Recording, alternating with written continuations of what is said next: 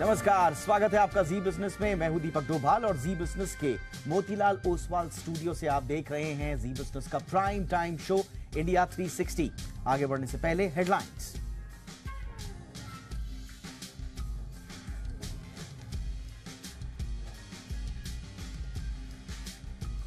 America में PM Modi को आज 21 तोपों की सलामी, बाइडेन के साथ बैठक। अमेरिकी कांग्रेस के संयुक्त सत्र को दूसरी बार करेंगे संबंध। द्विपक्षीय बैठक पर दुनिया की नजर। इस वक्त दोनों नेता कर रहे हैं जॉइंट प्रेस कॉन्फ्रेंस।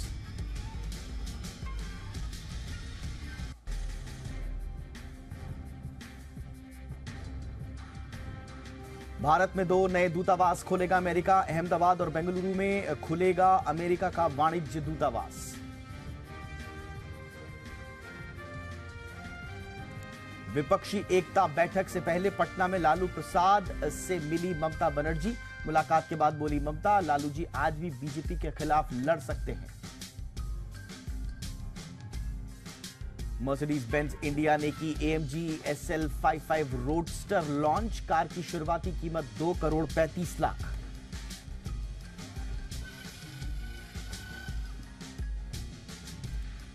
नकली दवा बनाने वाली कंपनियों के खिलाफ सरकार का सख्त एक्शन। फसाई ने राज्यों के साथ मिलकर शुरू किया अभियान। खराब या दोयम दर्जे की दवा मिलने पर रद्द होगा लाइसेंस, होगी कड़ी कानूनी कार्रवाई। आज इंडिया 360 में करेंगे संपूर्ण विश्लेषण। H1B वीजा पर अमेरिका से मिल सकती है गुड न्यूज। रॉयटर्स के हवाले से खबर। बाइडेन भारतीयों के लिए नियमों में दे सकते हैं डील। आज इंडिया 360 की कवर स्टोरी में करेंगे विश्लेषण। H1B वीजा में क्या हो सकता है बदलाव। रिकॉर्ड ऊंचाई के करीब हुआ बंद। सेंसेक्स भी करीब 300 अंक लुढ़का। फाइनेंस को छोड़कर सारे सेक्टोरल इंडेक्स लाल निशान में बंद। असम के कई जिलों में बाढ़ का कहर। 1 लाख से ज्यादा लोग प्रभावित। 780 से ज्यादा गांव बाढ़ की चपेट में।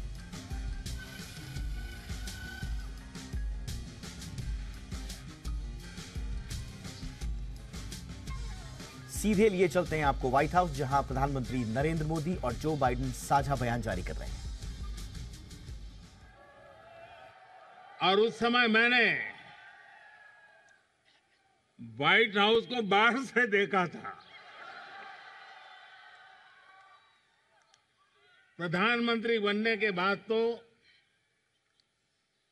मैं स्वयं तो कई बार यहां पर आया हूं, लेकिन इतनी बड़ी संख्या में इंडियन अमेरिकन समुदाय के लिए व्हाइट हाउस के द्वार आज पहली बार खोले गए हैं। Friends, about 3 decades ago, I came on a visit to America as a common man. At that time, I had seen the White House from outside. After becoming the Prime Minister, I have come here many times, but today, for the first time, the doors of the White House have been opened for the Indian American community in such large numbers.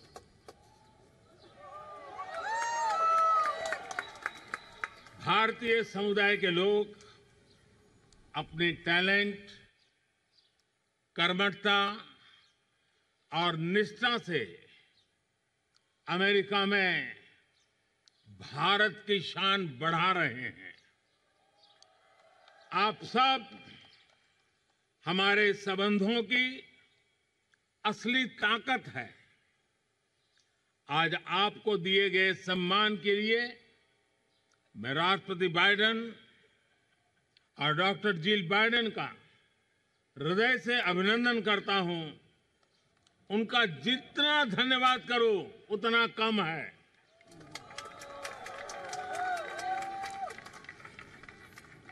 The people of the Indian community are enhancing India's glory in the US through their talent, hard work, and dedication. You are the real strength of our relationship. I thank President Biden and Dr. Jill Biden for the honor you've been given today. I think I can't thank him enough for this. Friends, Bharat और America दोनों के समाज और व्यवस्थाएं लोकतांत्रिक मूल्यों पर आधारित है। दोनों देशों के संविधान, उसके पहले 3 शब्द, और जैसा राष्ट्रपति बाइडेन ने अभी जिसका उल्लेख किया, वी द पीपल, हम दोनों देश अपनी विविधता पर गर्व करते हैं। हम सर्वजन हिताय सर्वजन सुखाय इस मूलभूत सिद्धांत में विश्वास रखते हैं। The societies and institutions of both India and the US are based on democratic values. The constitutions of both countries begin with the following 3 words: we, the people, as President Biden just mentioned. Both of our countries take pride in their diversity. Both of us believe in the fundamental principle of in the interest of all, for the welfare of all. Post Covid काल में world order एक नया रूप ले रहा है। इस कालखंड में भारत और अमेरिका की मित्रता पूरे विश्व के सामर्थ्य को बढ़ाने में पूरक होगी।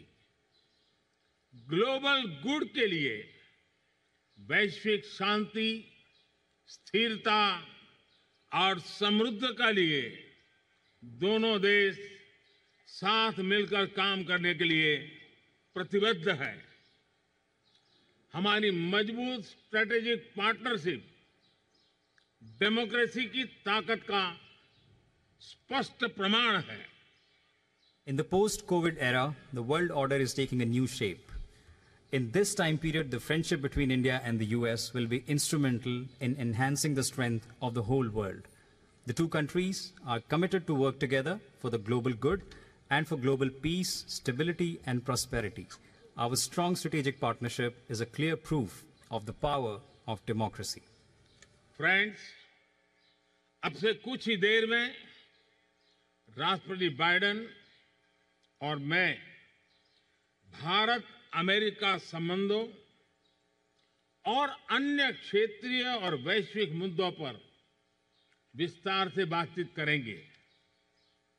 मुझे विश्वास है कि हमेशा की तरह आज भी हमारी बातचीत बहुत सकारात्मक और उपयोगी रहेगी। आज दोपहर को मुझे यूएस कांग्रेस को एक बार फिर से संबोधित करने का अवसर मिलेगा। इस सम्मान के लिए मैं आपका हृदय से आभारी हूं।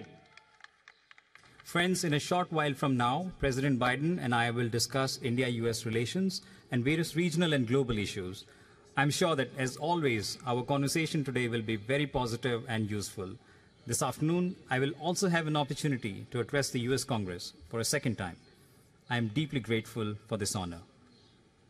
मैं यही कामना करता हूं और 140 करोड़ भारतवासी भी यही कामना करते हैं कि भारत का तिरंगा और अमेरिका का स्टार एंड स्ट्राइप्स हमेशा नई ऊंचाइयां छूते रहे। राष्ट्रपति बाइडेन, डॉक्टर जिल बाइडेन, एक बार फिर आपके स्नेह भरे निमंत्रण के लिए, आपके गर्मजोशी भरे स्वागत और आतिथ्य सत्कार के लिए मैं आपका और 140 करोड़ हिंदुस्तान वासियों की तरफ से आभार प्रकट करता हूं। जय हिंद। God bless America. बहुत बहुत धन्यवाद। I wish for and the 1.4 billion people of India with me for India's color and America's stars and stripes to always keep flying higher and higher.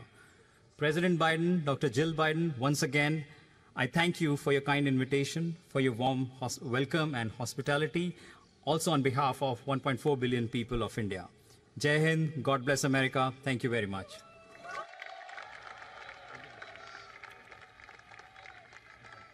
तो व्हाइट हाउस से आप सीधी तस्वीरें देख रहे थे और आपने संबोधन सुना प्रेसिडेंट जो बाइडेन और साथ ही साथ उसके बाद प्रधानमंत्री नरेंद्र मोदी का।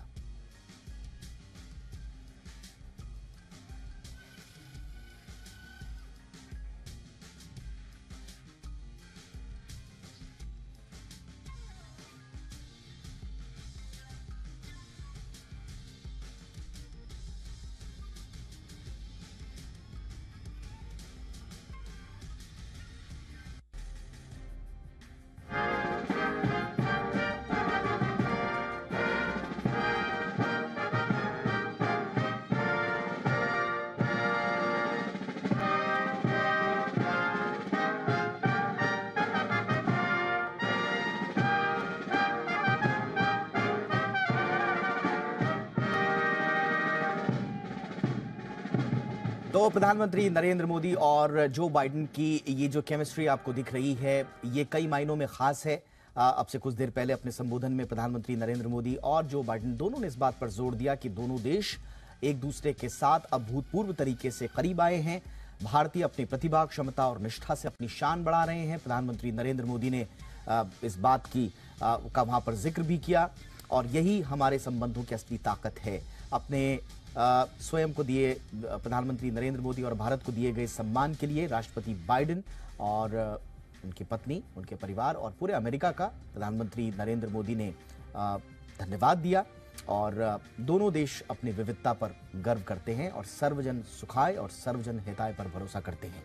तो ये प्रधानमंत्री नरेंद्र मोदी की बहुत ही महत्वपूर्ण यात्रा, और जैसा प्रधानमंत्री नरेंद्र मोदी ने कहा कि अब से कुछ देर बाद दोनों देशों के बीच में अब द्विपक्षीय बातचीत का सिलसिला भी शुरू हो जाएगा और अमेरिकी कांग्रेस के ज्वाइंट सेशन को भी आज ही प्रधानमंत्री नरेंद्र मोदी संबोधित भी करेंगे। और आइए अब शुरू करते हैं आज की हमारी कवर स्टोरी।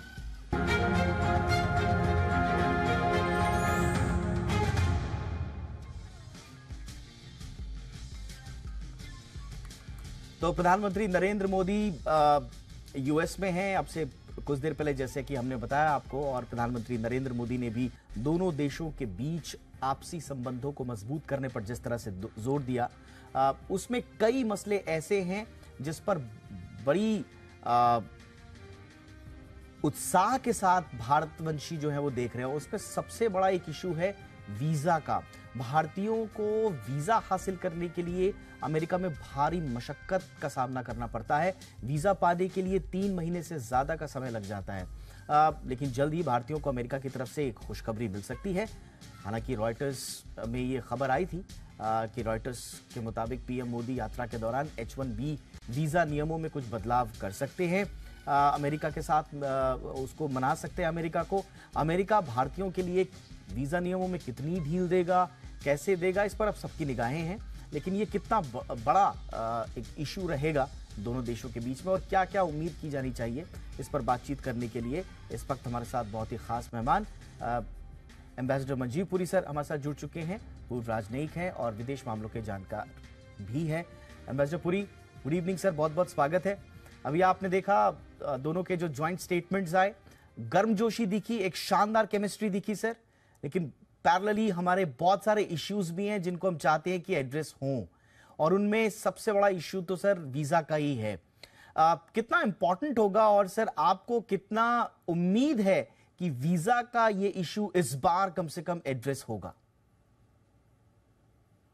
दीपक जी नमस्कार, गुड इवनिंग। बहुत बहुत धन्यवाद, आपने मुझे बुलाया और मुझे बहुत अच्छा लगा कि आपने अभी जो दृश्य दिखाए, सेरेमोनियल वेलकम व्हाइट हाउस में भारत के प्रधानमंत्री का हुआ, उसमें दोनों प्रेसिडेंट बाइडेन और प्रधानमंत्री मोदी बोले और दोनों ने कहा कि हम देखना चाहेंगे कि भारत और यूनाइटेड स्टेट्स की रिलेशनशिप बहुत आगे बढ़े और दोनों के झंडे बहुत ऊंचे लहराए। बहुत अच्छा लगा। आपने अपनी ओपनिंग स्टेटमेंट में बहुत अच्छा कहा, भारतीयों के बारे में बोला, लोगों के बारे में। एंड में तो बहुत सारी ये चीजें ऐसी होती हैं कि देशों के बीच में तो है, लेकिन लोगों के बारे में हो तो उससे उत्साह जगता है, बहुत सारी चीजें होती। मेरा ख्याल यहाँ 2 मुद्दे हैं। एक मुद्दा है H-1B वीजा, जो भारतीयों के लिए बहुत इंपॉर्टेंट है क्योंकि बहुत सारे भारतीय मूल के लोग जो हैं वो अमेरिका में काम कर रहे हैं, कंपनीज में काम कर रहे हैं और अमेरिका की इकोनॉमी जो है उनके स्किल्स को चाहती है। लेकिन अभी तक वीजा रूल्स ऐसे थे कि बहुत मुश्किल होती थी इनकी एक्सटेंशन होनी, कहीं अच्छे लोग पीछे रह जाते थे। आपको शायद याद हो कि जो ट्विटर के पहले फॉर्मर सीईओ थे, जब ट्विटर टेक ओवर हुआ इलॉन मस्क से, तो उनका H-1B खत्म हो गया। तो ये सब चीजें जरूर ठीक होनी चाहिए। इसके लिए जिसको कहते हैं भारत और यूनाइटेड स्टेट्स के इकोनॉमिक रिश्ते भी बढ़े। मेरा ख्याल दूसरा इंपॉर्टेंट चीज है जो सुर्खियों में आई है कि यूनाइटेड स्टेट्स और भारत दोनों अपने नंबर ऑफ कॉन्सुलेट्स बढ़ाएं। ये आई थिंक हमारे लिए बहुत इंपॉर्टेंट होगा इंडिया में। आपने अभी कहा कि 3-3 महीने लगते हैं, मैंने तो सुना कि 1-1 साल लगता है इंटरव्यू लेने के लिए। लेकिन अगर कॉन्सुलेट्स बढ़ेंगे तो ये वेटिंग टाइम कम होगा, लोग जो टूरिज्म के लिए जाना चाहते हैं, जो बिजनेस के लिए जाना चाहते हैं, ये सब बढ़े।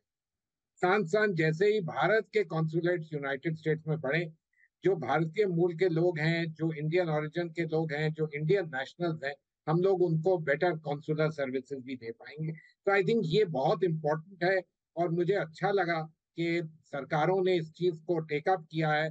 और जो सुर्खियों में आ रहा है वो ये लग रहा है कि कुछ ना कुछ स्टेप्स होंगे जो भारतीयों के लिए और लेट मी से अमेरिकन के लिए भी फायदेमंद स्टेप्स होंगे। और इससे एट द पीपल्स लेवल दोनों देशों के बीच में जो रिश्ते हैं जो ऑलरेडी बहुत घने हैं वो और भी स्ट्रेंथन होंगे।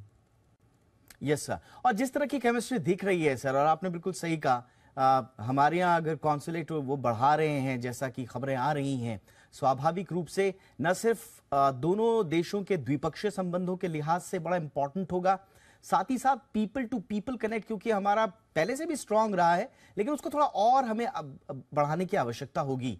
और H1B वीजा एक ऐसा इशू रहा है भारतीयों के लिए, भारतीय कामगारों के लिए, जो बड़ा ही न सिर्फ प्रोफेशनल लेवल पे उनके लिए बहुत इंपॉर्टेंट इशू है, बल्कि पर्सनल लेवल पे भी, उनकी पर्सनल ग्रोथ के लिहाज से भी बहुत इंपॉर्टेंट है।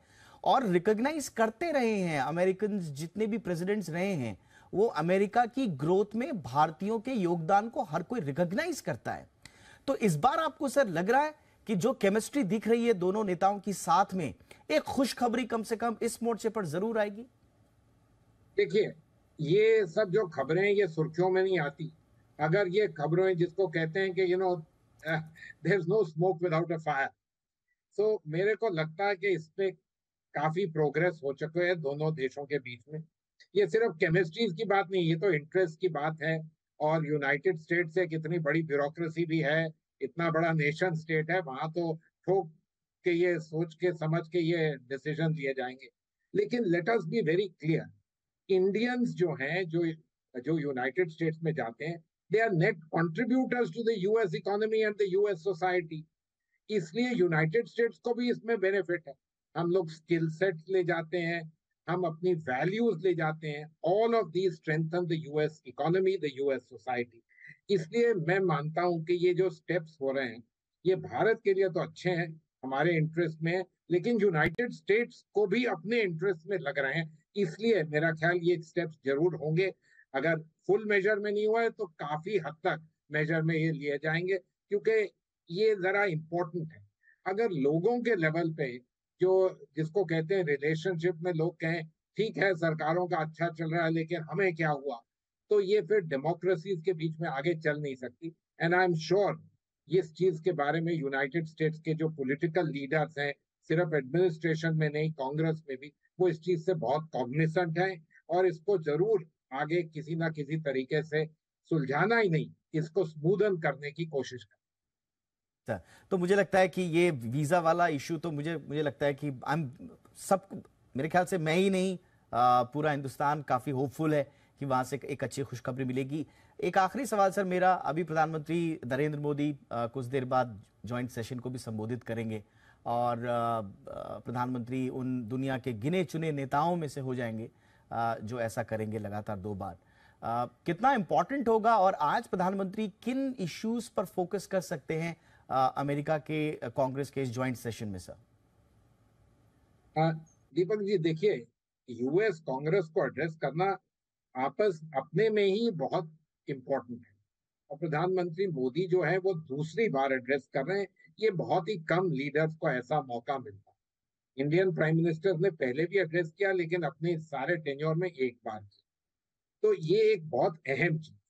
यूनाइटेड स्टेट्स जो है वो जिसको कहते हैं एक सरकार है, एक स्टेट है जिसके 3 अंग हैं।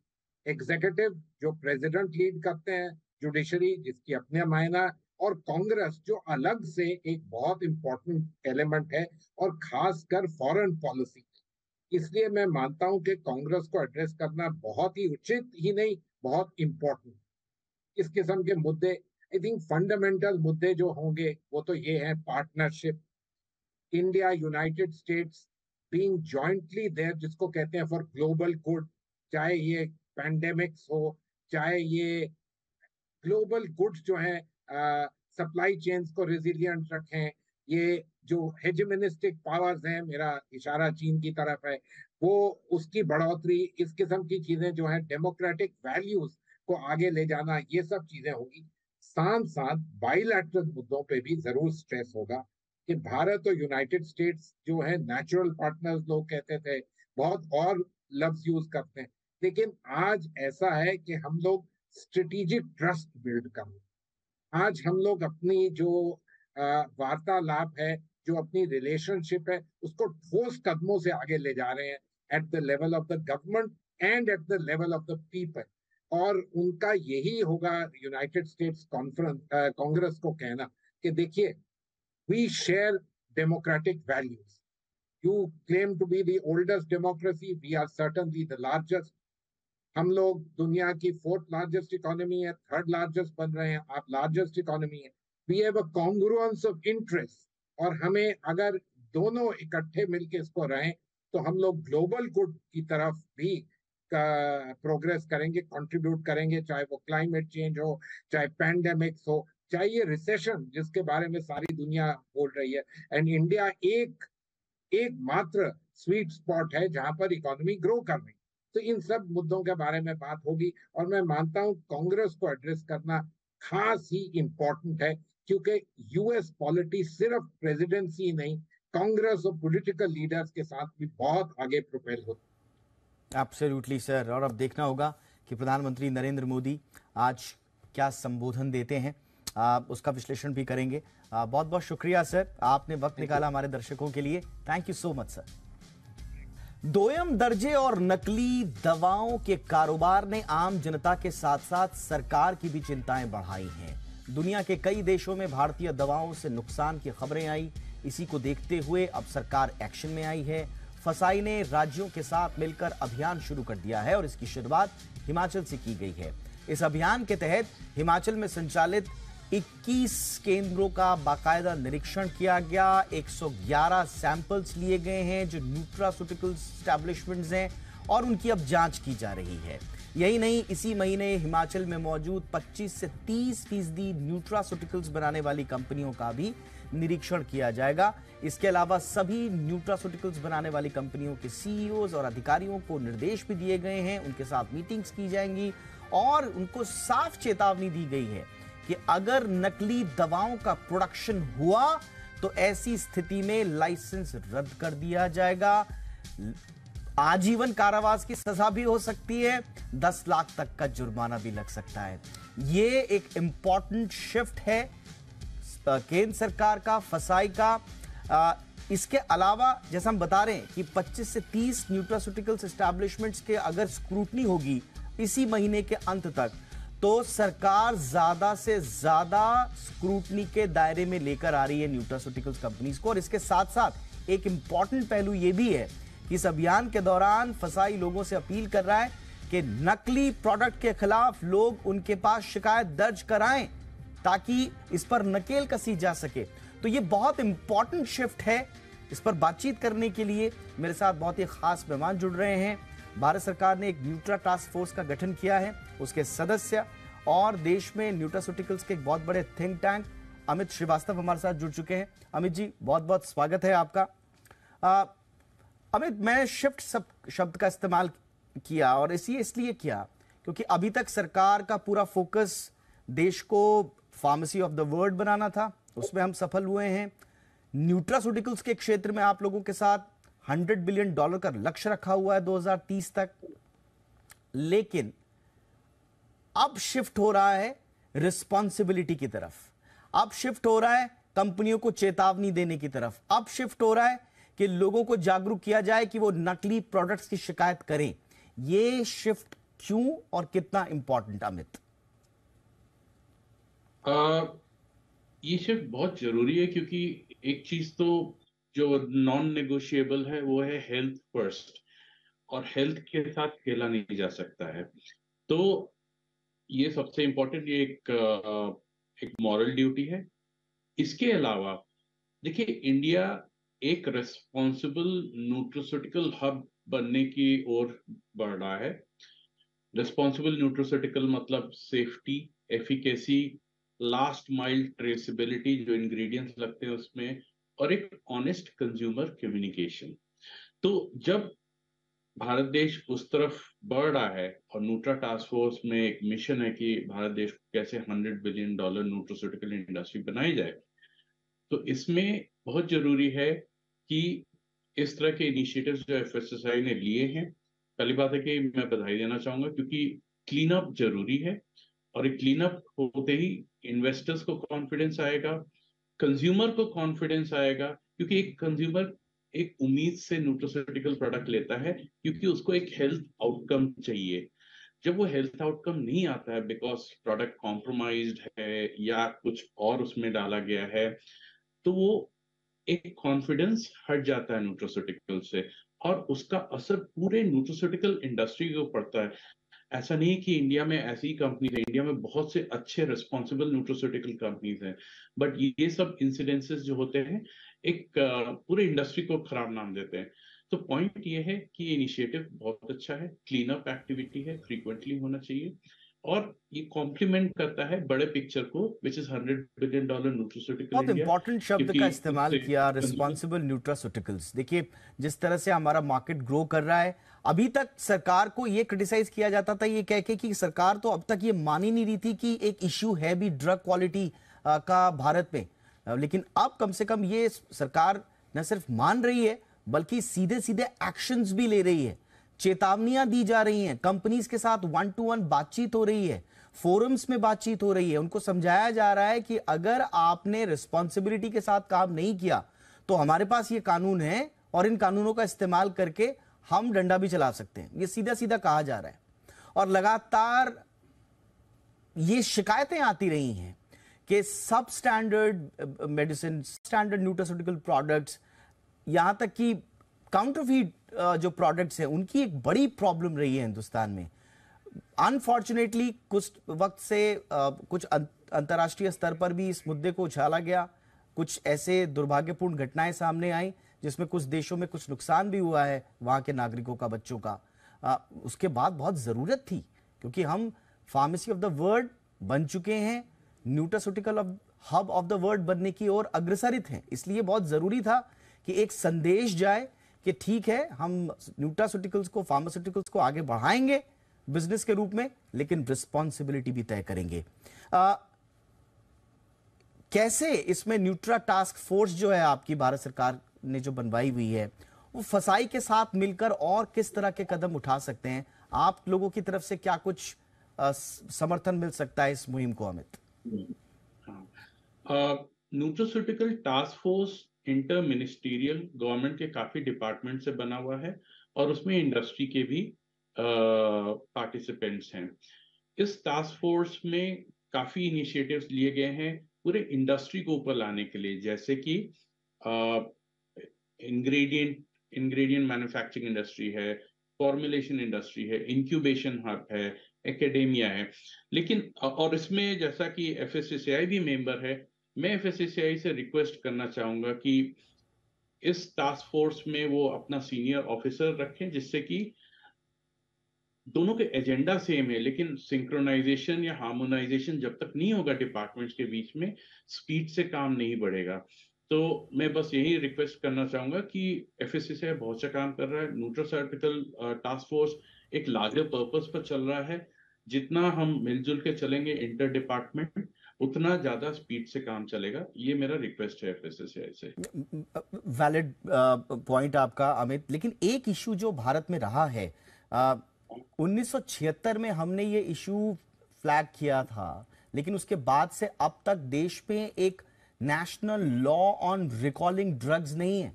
अमेरिका की एक बड़ी कंपनी अचानक से एक दिन अनाउंस करती है कि साहब हमने गलती से कुछ ड्रग्स, उन पर कुछ गलत लेबलिंग हो गई थी, उनको मार्केट में हमने डाल दिया था, अब हम उसको वापस ले रहे हैं। अमेरिका में इस तरह के हमने देखा है, या वहां पर ऐसा लगता है कि कुछ गड़बड़ हो रही है दवाओं में या प्रोडक्ट्स में, वो वापस ले लिए जाते हैं। भारत में अभी तक national law on recalling drugs नहीं आ पाया है। 1976 में इसकी सोच हमने शुरू कर दी थी। ये क्यों है सर, और ये कितना इंपॉर्टेंट होगा इस तरह के कानूनों का आना? दीपक जी, पहली बात तो ये है कि pharmaceuticals, I am sure government उस पर काम कर रही होगी। मैं फार्मा पर ज्यादा नहीं कमेंट कर सकता, लेकिन न्यूट्रोस्यूटिकल्स में ऑलरेडी एक गाइडलाइन है, रिकॉल प्रोसीजर रेगुलेशन ऑफ 2017, जिसमें रेगुलेशन 5 में पूरा प्रोसेस डिफाइंड है। और आपको जान के खुशी होगी कि काफी रिकॉल्स इन न्यूट्रोस्यूटिकल्स अच्छे कंपनियों ने किए हैं उस प्रोसेस से। तो न्यूट्रोस्यूटिकल्स में ये प्रोसीजर है। फार्मास्यूटिकल्स में आई एम श्योर गवर्नमेंट उस पर काम कर रही होगी, मैं उस पर कमेंट नहीं कर पाऊंगा। सेपरेट एब्सोल्युटली, इंडस्ट्री हो गई फार्मास्यूटिकल्स। बिल्कुल। और ये इसलिए कहा जा रहा है, देखिए बहुत इंपॉर्टेंट है कि एक सेंट्रल ड्रग रेगुलेटर एग्जीक्यूट करे, कोऑर्डिनेट करे नेशनल रिकॉल को। इसकी बार बार जरूरत पर जोर दिया गया है, और अभी से नहीं, बहुत पहले से दिया गया है। आई एम श्योर, मैं जो शिफ्ट कह रहा हूं सरकार का, ये जो शिफ्ट आया है रिस्पॉन्सिबल न्यूट्रास्यूटिकल्स, रिस्पॉन्सिबल फार्मास्यूटिकल्स की तरफ, मुझे लगता है कि अब शायद इस पर कुछ ना कुछ काम शुरू होगा। लेकिन अभी इतने एक अच्छी जानकारी दी कि न्यूट्रास्यूटिकल्स के क्षेत्र में रिकॉल करने का प्रावधान है 2017 से। आई एम श्योर उस पर ईमानदारी से काम हो रहा हो। एक आखिरी सवाल, एक कंज्यूमर ग्रीवांस पोर्टल की भी बात की है फसाई ने, और एनकरेज किया है लोगों को कि लोग आएं, शिकायत करें। मेरे लिए ये इसलिए सुखद है अमित, क्योंकि अभी तक मैं बार बार कह रहा हूं कि हमारे देश में प्रवृत्ति ये थी सरकारी स्तर पर कि वो मानने को तैयार नहीं थे कि हमारे यहाँ प्रॉब्लम है, हमारे यहाँ नकली दवाओं का इश्यू है। क्रिसिल की एक रिपोर्ट आई थी, मुझे याद है, जिसमें 20 से 25% नकली दवाओं की बात कही गई थी। सरकारी स्तर पर इसका खंडन आता है। सरकार अपनी तरफ से कहती है कि 1 से 2% ही हैं दवाएं जो नकली हैं, उनको भी हम रोक लेते हैं प्रॉपर स्क्रूटनी करके, मार्केट में आने ही नहीं देते। तो ये जो स्वीकारोक्ति अब आई है और पब्लिक को कहा जा रहा है कि आप आइए, शिकायत कीजिए, ये कितना इंपॉर्टेंट है, और ये कंज्यूमर ग्रीवांस पोर्टल इसमें कितनी अहम भूमिका निभाएगा अमित? दीपक जी, पहली बात तो ये है कि मैं एफएससीआई को बहुत दिल से कॉन्ग्रेचुलेट करना चाहूंगा। ये बहुत बड़ा इनिशिएटिव उन्होंने लिया है, क्योंकि आज के डेट में कंज्यूमर को कुछ तकलीफ होता है किसी प्रोडक्ट से या कुछ ऑब्जर्व करता है, आज तक वो कहीं नहीं जा सकता था, वो वहीं का वहीं रह जाता था। अब ये एक पोर्टल बन गया है। ये इसलिए इंपॉर्टेंट, और मैं बधाई दे रहा हूं, क्योंकि पिछले 1 साल से एक कमिटी हम लोगों ने सेटअप की थी, जिसमें साइंटिस्ट, रेगुलेटर्स, डॉक्टर्स, डाइटिशियन, उन लोगों ने बैठ के एक न्यूट्राको विजिलेंस गाइडलाइन जनरेट किया था, जिसको ये प्रपोज किया गया था कि इंडस्ट्री का सेल्फ गवर्नेंस में डिप्लॉय कर देंगे। लेकिन जान के मुझे बहुत खुशी हो रही है कि एफएससीआई ने ये किया है। मैं इस गाइडलाइन को शेयर करने को रेडी हूं एफएससीआई के साथ, इसको और आगे बढ़ाने के लिए। लेकिन एक इंपॉर्टेंट चीज, इसको हम बहुत अच्छा बना सकते हैं। Implementation, execution is the key. Consumer को ये बात मालूम चलनी चाहिए, इसको अच्छे से प्रमोट करना चाहिए। नहीं करेंगे तो ये एक अच्छा चीज रह जाएगा, लेकिन इसका यूटिलिटी कभी नहीं आ पाएगा। ये मैं रिक्वेस्ट करना चाहूंगा एफएससीआई को कि इस पर ध्यान दें, इसको एक अच्छा सा प्रमोशन करके लोगों को उनका राइट बताएं कि वो बता सकते हैं अब इस प्लेटफॉर्म में कि उनको तकलीफ हो रहा है और एक्शन लिया जा सके। बिल्कुल। अच्छा अमित, मैं जाते जाते एक छोटा सा, मैं संक्षेप में चाहूंगा आप इसका एक उत्तर दें। बार बार ये कहा जाता है कि इंडस्ट्री की ग्रोथ के लिए आपको बहुत ज्यादा सख्त भी नहीं होना है इंडस्ट्री पर। फार्मास्यूटिकल्स में हम काफी आगे बढ़ रहे हैं। अभी रिपोर्ट भी आई थी बीते दिनों की 2031 में 80% जो मिलेनियर्स में वृद्धि होगी, उसमें से बहुत बड़ा हिस्सा फार्मास्यूटिकल्स और न्यूट्रास्यूटिकल्स का होगा। तो हमारे आने वाले भविष्य में वेल्थ क्रिएशन भी होगा इन सेक्टर से। लेकिन जिस पाथ पर सरकार अब चल पड़ी है कि थोड़ा सा डंडा चला रहे हैं ये लोग, तो ऐसा कई बार ऐसा लगता है कि भाई इंडस्ट्री के ऊपर आप ज्यादा डंडा मत चलाइए, डिस्करेज होती हैं कई चीजें, एनकरेज नहीं होंगे वो कारोबार के लिए। तो इसका तो कोई खतरा तो नहीं है ना अमित जी? इनफैक्ट मुझे लग रहा है एक बहुत अच्छा अपॉर्चुनिटी मुझे दिख रहा है कि इस, अगर आप डंडा बोल रहे हैं तो इस डंडे के चलते इंडस्ट्री में एकदम से जागृति आएगी कि एक सेल्फ गवर्नेंस कम्युनिटी जो आज तक बात चल रहा था अब जल्दी से बन जाएगा। और अगर गवर्नमेंट, देखिए एफएससीआई का काम ये नहीं कि हर जगह डंडा लेके घूमते रहे, अगर उनको कॉन्फिडेंस आता है कि सेल्फ गवर्नेंस अपने में ही एक अच्छा काम कर रहा है, तो वो एफएससीआई ये सब नहीं इंडल्ज करेगा। लेकिन आज के डेट में ना सेल्फ गवर्नेंस है ना कोई कंट्रोल था, तो एफएससीआई को ये उठाना पड़ा। मुझे लग रहा है, उम्मीद है कि बहुत जल्दी इंडस्ट्री जुड़ के सेल्फ गवर्नेंस बॉडी क्रिएट करेगी, उसको एफएससीआई से मान्यता लेगी और उसको एग्जीक्यूट करेगी। एट पर्सनल लेवल मैं पूरा सपोर्ट देने को तैयार हूं, क्योंकि ये सेल्फ गवर्नेंस से ही आगे बढ़ेगा। आप कितनी बार डंडा लेके जाएंगे, इतना हमारे पास मैन पावर भी नहीं कि हर बार आप डंडा लेके पूरे इंडिया घूमते रहे। हमारा देश बहुत बड़ा है। एब्सोल्युटली, और ये मेजॉरिटी मैंने देखी है। इनफैक्ट आपसे जो हमारी बात हुई थी रिस्पॉन्सिबल न्यूट्रास्यूटिकल्स पर काफ़ी बातचीत हुई आपसे पहले भी, और अगर सेल्फ गवर्नेंस इंडस्ट्री की तरफ से नहीं आती है, उसमें कोई ढिलाई होती है, अब सरकार भी अपनी पूरी निगरानी और सख्ती बढ़ा रही है, तो एक इकोसिस्टम कुल मिला के ऐसा बन रहा है भारत में जिसमें हम रिस्पॉन्सिबल फार्मास्यूटिकल्स, रिस्पॉन्सिबल न्यूट्रास्यूटिकल्स का एक शानदार इकोसिस्टम देखेंगे। बहुत बहुत शुक्रिया अमित जी, आपने वक्त निकाला हमारे दर्शकों के लिए। Thank you so much.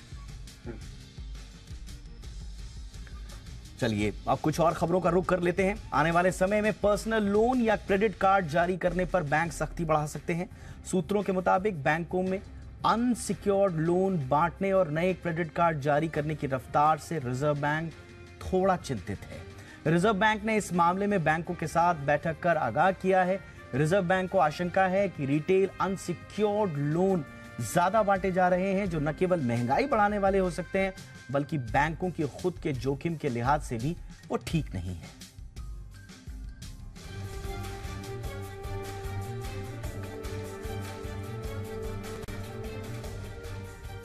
Covid के बाद साल 2022 से भारत में क्रेडिट कार्ड और पर्सनल लोन का चलन काफी बढ़ गया है। आरबीआई से आए आंकड़ों की माने तो अप्रैल 2023 तक पर्सनल लोन लगभग 13.5 करोड़ पहुंच चुका है, जबकि साल 2021 में ये लगभग 9 करोड़ के आसपास था। महंगाई और बढ़ी हुई ब्याज दरों के बीच देश के सेंट्रल बैंक के लिए इस तरह का अनसिक्योर्ड क्रेडिट ग्रोथ एक चिंता का विषय है। सूत्र बताते हैं कि रिजर्व बैंक ने देश में ऐसे लोन्स में संभावित डिफॉल्ट की आशंका देखते हुए बैंकों को अनसिक्योर्ड लोन्स को लेकर सख्ती बरतने को कहा है। लोन या क्रेडिट कार्ड देने से पहले बैकग्राउंड चेक को और ठोस करने को कहा है, जिस वजह से बैंक अब टेक का सहारा ले रहे हैं।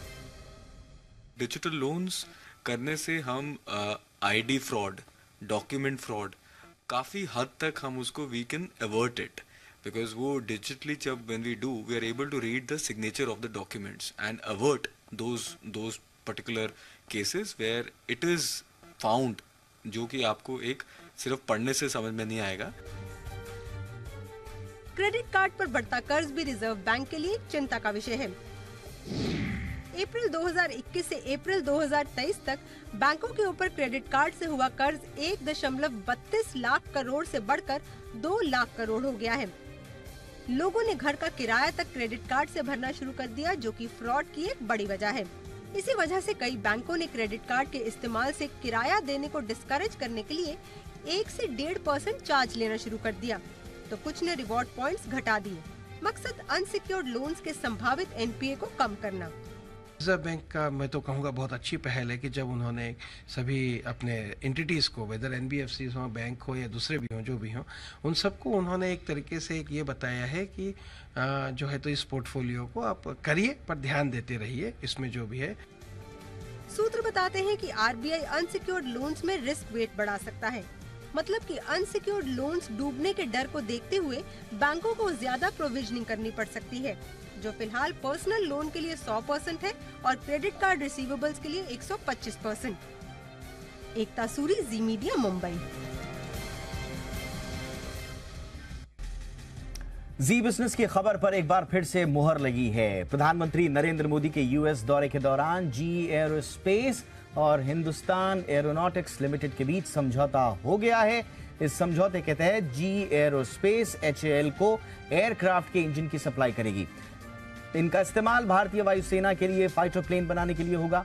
एयरक्राफ्ट इंजन बनाने वाली कंपनी जी एरोस्पेस ने एक बयान जारी करके कहा है कि समझौते के तहत इंडिया में F414 इंजन के संयुक्त उत्पादन का प्रस्ताव है। उसने ये भी कहा है कि वो इसके लिए जरूरी एक्सपोर्ट के अप्रूवल हासिल करने के लिए अमेरिकी सरकार के साथ मिलकर काम करेगी। जी एरोस्पेस और एचएएल के बीच इस समझौते को बहुत अहम माना जा रहा है।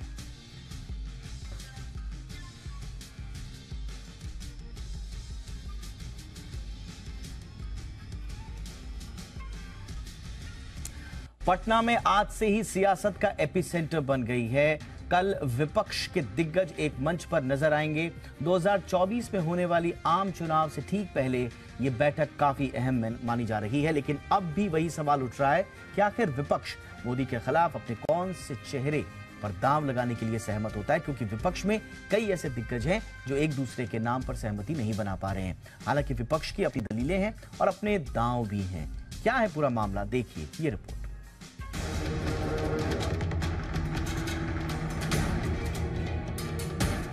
चौबीस का रण, मोदी को हराने का प्रण। 24 की रणनीति, विपक्ष की एकता नीति। सब मिलकर आएंगे तो क्या मोदी को हरा पाएंगे?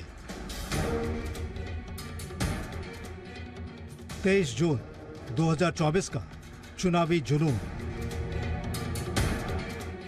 पटना में जुटेंगे 20 से ज्यादा विपक्षी दल, 50 से ज्यादा विपक्षी नेता और 100 से ज्यादा मुद्दे। और विपक्षी दलों की मीटिंग का एकमात्र एजेंडा होगा मोदी को हराना। बिहार की राजधानी पटना में कल विपक्षी दलों की मेगा मीटिंग होने जा रही है। इस मीटिंग में बीजेपी के खिलाफ विपक्ष अपना प्लान और एजेंडा फाइनल करेगा। बिहार के मुख्यमंत्री नीतीश कुमार विपक्ष की इस मीटिंग की मेजबानी करने जा रहे हैं। माननीय मुख्यमंत्री नीतीश जी और राष्ट्रीय जनता दल हम लोगों में महागठबंधन हुआ, तब से हम लोगों का प्रयास था कि ज़्यादा से ज़्यादा दलों को हम लोग जोड़ने का प्रयास करें, और ये मौका जो है आया है। सब लोग आएंगे, अपनी बात को जो है रखेंगे।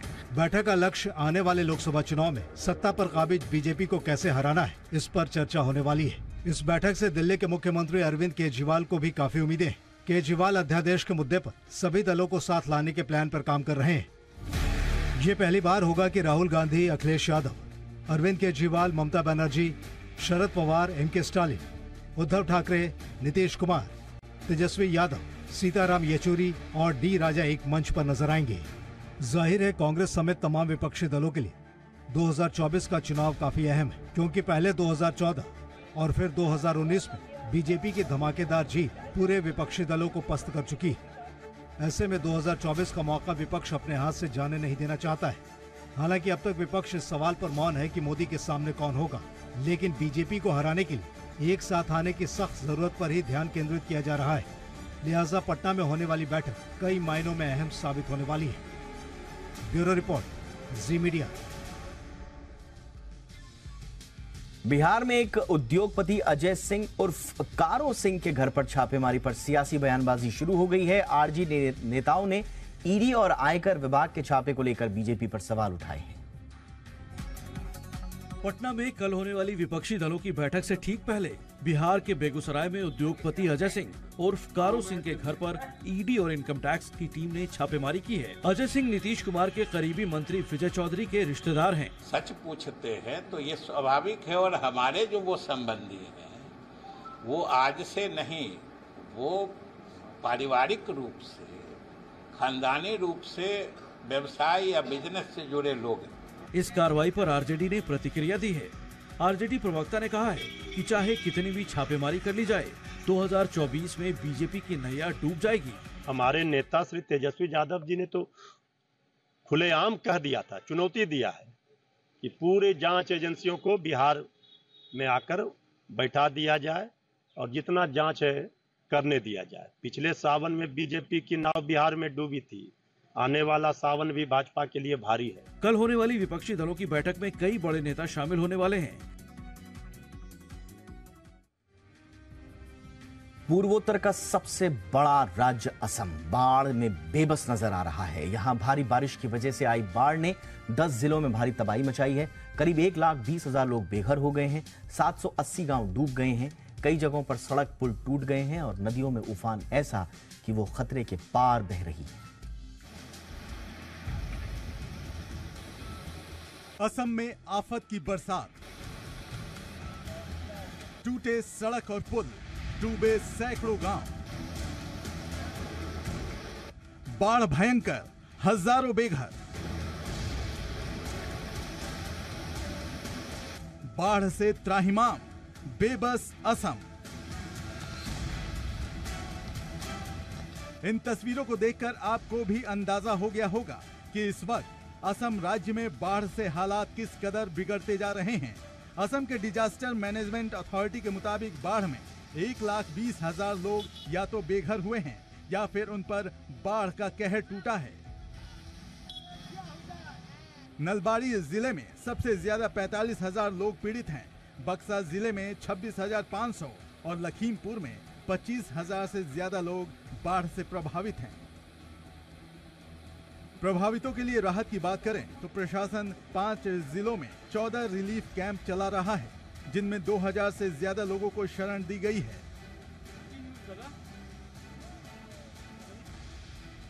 17 जगहों पर बाढ़ पीड़ितों के लिए खाना पानी का इंतजाम करने की व्यवस्था की गई है।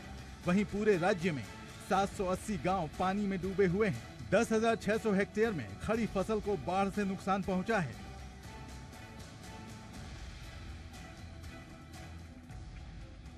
बाढ़ में फंसे लोगों को तुरंत मदद मिले और नुकसान कम से कम हो, इसके लिए सेना, अर्धसैनिक बल, NDRF, SDRF, fire brigade service, नागरिक प्रशासन और कई एनजीओ लगे हुए हैं।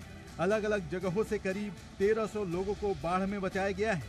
नदियों में उफान की वजह से बक्सा, बारपेटा, सोनितपुर, धुबरी, डिब्रूगढ़, कामरूप, कोकराझार, लखीमपुर, माजुली, मोरीगांव, नगांव, दक्षिण सलमारा और उदलगुरी में बड़े पैमाने पर कटाव हो रहा है।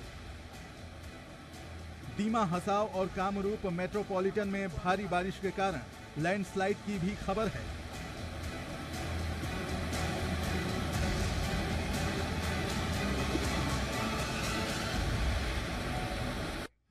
बात बाजार की। अमेरिकी बाजारों में टेंशन के बीच भारतीय शेयर बाजार में भी कमजोरी देखने को मिली है। भारतीय बाजार रिकॉर्ड हाई के बाद फिसलकर बंद हुआ। कारोबार के अंत में सेंसेक्स 284 अंक टूटकर 63,239 के लेवल पर क्लोज हुआ। वहीं निफ्टी 86 अंक फिसलकर 18,771 के लेवल पर भी बंद हुआ। बैंक निफ्टी में 134 अंक की गिरावट 43,725 के स्तर पर बंद हुआ। दिन भर का हाल बताएंगे नूपुर। कमजोर ग्लोबल संकेतों के साथ एक्सपायरी के दिन कमजोरी के साथ बंद होते हुए दिखे भारतीय बाजार। काफी उतार चढ़ाव आज के कारोबारी दिन में नजर आया। निफ्टी 1 पॉइंट पे लाइफ हाई छूता हुआ दिख रहा था, लेकिन वहां से 1 पॉइंट की दूरी के वहां पे हमने देखा कि थोड़ी मुनाफा वसूली आई और एक्सपायरी का दिन था तो काफी उतार चढ़ाव आज बाजार में बना हुआ दिखा। जो दबाव था वो चौतरफा था। निफ्टी भी जो 18,800 का लेवल ब्रेक करता हुआ बंद होते हुए दिखा। बैंक निफ्टी की बात करें तो वहां भी कमजोरी थी। मिड एंड स्मॉल कैप में जो रिकॉर्ड स्तर छूते हुए नजर आए पिछले कुछ दिनों में, वहां पर भी आज आपको मुनाफा वसूली ही नजर आई। आईटी, ऑटो, फार्मा, एफएमसीजी हर तरफ आज बिकवाली का दिन ही रहा। लूजर्स की लिस्ट में सबसे ऊपर टाटा स्टील आपको दिखेगा, Bajaj finance, Tata consumer product और एशियन पेंट की तरफ से आज दबाव निफ्टी में आता हुआ नजर आया। टॉप लूजर्स की लिस्ट में आपको ये सारे के सारे काउंटर्स आज के दिन दिखे। गेनर्स की लिस्ट हालांकि कम थी, लेकिन कुछ काउंटर्स थे जहां पे थोड़ी खरीदारी हुई है। डिवीज लैब, एलएनटी, एचडीएफसी और भारतीय एयरटेल के काउंटर थे जहां पे थोड़ी खरीदारी आज के दिन नजर आ रही थी। लेकिन खबरों के दम पे काफी सारे स्टॉक्स आज बजिंग रहे। सबसे ऊपर पारादीप फॉस्फेट जो एनटी की रिपोर्ट आई है इनिशियल कवरेज के 100 के लक्ष्य के साथ बड़ा मूव इस स्टॉक में आते हुए नजर आया। बीएसई, सांसेरा, इंजीनियरिंग और लुपिन जैसे काउंटर्स थे जहां पे खबरों के दम पर आज फोकस में आते हुए नजर आए। ब्रॉडर मार्केट में भी आज कमजोरी थी। मिड एंड स्मॉल कैप हमने देखा कि रिकॉर्ड स्तर छूते हुए नजर आते पिछले कुछ दिनों में, लेकिन वहां पर भी आज मुनाफा वसूली ही नजर आई। मार्केट ब्रेथ थोड़ी सी कमजोर आज थी। एडवांस डिक्लाइन रेशियो भी आज डिक्लाइन के फेवर में ही आपको पूरे दिन नजर आया था। टॉप लूजर्स की लिस्ट में India Cements, IDFC, First Bank, AB Capital, Data Patterns के भी काउंटर है जहां पे 4 से 5% का बड़ा कट आज के दिन दिखा। और गेनर की लिस्ट आपके लिए पुल अप कर लेते हैं। Sequence, scientific, KIMS, KEI industries और एपीएल, अपोलो जैसे काउंटर्स थे जहां पे ऑल टाइम हाई और एक बड़ा मूव आज के कारोबारी दिन में नजर आया। तो कमजोर ग्लोबल संकेतों के साथ एक्सपायरी का जो आज एक्सपायरी जो थी जिसके चलते आज काफी उतार चढ़ाव रहा बाजार में और कमजोरी के साथ ये एक्सपायरी बंद होती हुई दिखी। तो इसी के साथ इंडिया 360 में इतना ही। #ZeeIndia360 कोई राय, कोई सुझाव हो तो जरूर भेजिएगा। नमस्कार।